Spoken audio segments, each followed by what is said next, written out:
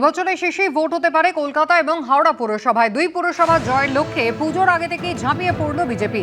ভোটের জন্য কমিটি তৈরি করে দায়িত্ব দেওয়া হলো হেভিওয়েট নেতা, বিধায়ক, সাংসদ, মন্ত্রীদের। ইনচার্জের দায়িত্ব দেওয়া হয়েছে বিজেপি সাংসদ এবং কেন্দ্রীয় শিক্ষা প্রতিমন্ত্রী সুকান্ত মজুমদারকে। সহকারী বা কো ইনচার্জ হিসাবে দায়িত্ব দেওয়া হয়েছে রাজ্য বিজেপি সহসভাপতি রাজু বন্দ্যোপাধ্যায়কে। গঙ্গার ওপারে হাওড়ায় পুরসভার নির্বাচনের জন্য ইনচার্জের দায়িত্ব দেওয়া হলো বিজেপি রাজ্যসভার সাংসদ রাহুল সিনহাকে। আহ্বায়ক করা হয়েছে বালির বিজেপি বিধায়ক সঞ্জয় কুমার সিং।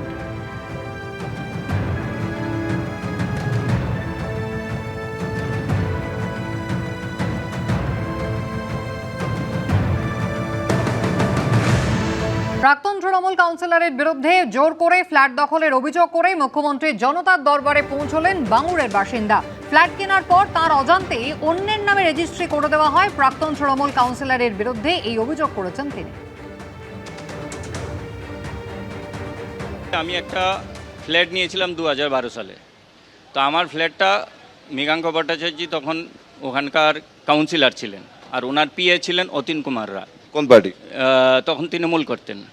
তো তৃণমূল করার সময় তখন ওনারা কী করছে, ওই আমার ফ্ল্যাটটা জোরজবস্তি অতীন কুমার রায়ে রেজিস্ট্রি করে নেন।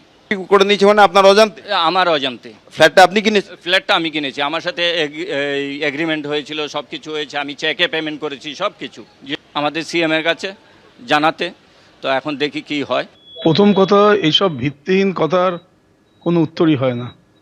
আমি 12 সালে কাউন্সিলর ছিলাম, আমার টাইমে কত লোক কত ফ্ল্যাট নিয়েছে তা জানা আমার কথাও না। আর দ্বিতীয়ত হচ্ছে, অতীন আমার রাজনৈতিক সঙ্গী, ও একটা রাজনৈতিক ব্যক্তিত্ব। আমার পিএ হতে যাবে কেন? আর কাউন্সিলরের পিএ হয় তো প্রথম শুনলাম।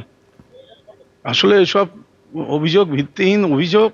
এইসব কেউ এসব করে সামনে আসতে চাইছে।